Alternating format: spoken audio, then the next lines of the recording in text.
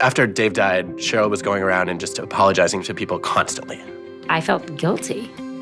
I blamed myself for Dave's death. I blamed myself for how much I was inconveniencing everyone.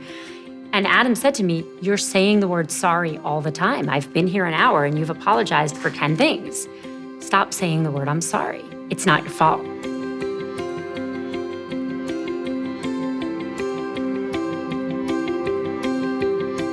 We started talking a little bit about this research on self-compassion, which is all about how we constantly beat ourselves up for things that may be mistakes, but may also just not be our fault to begin with.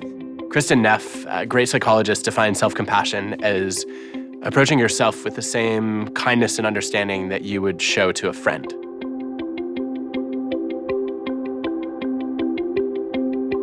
I think one of the things that a lot of people don't anticipate is when they face hardship in one domain of their life, it can affect their confidence in all other domains. Psychologists actually call this secondary loss. So there's a primary loss. And then following that, there are all these cascade effects that people really are not prepared for.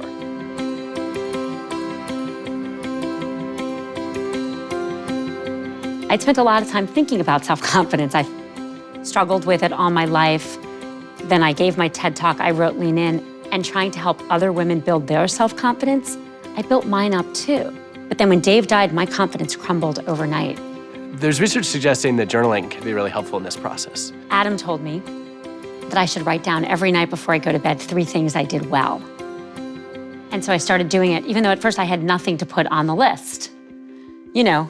What did I do well? I made tea. I got through 1 meeting without crying, or at least without crying a lot. But these were the small wins. And when I went to bed writing 3 things I did well, what I realized is that even before Dave had died, I went to bed every night worrying about what I did wrong. And so now I've told lots of people to do this, and lots of my friends have written down 3 things they do well, and it is transformative.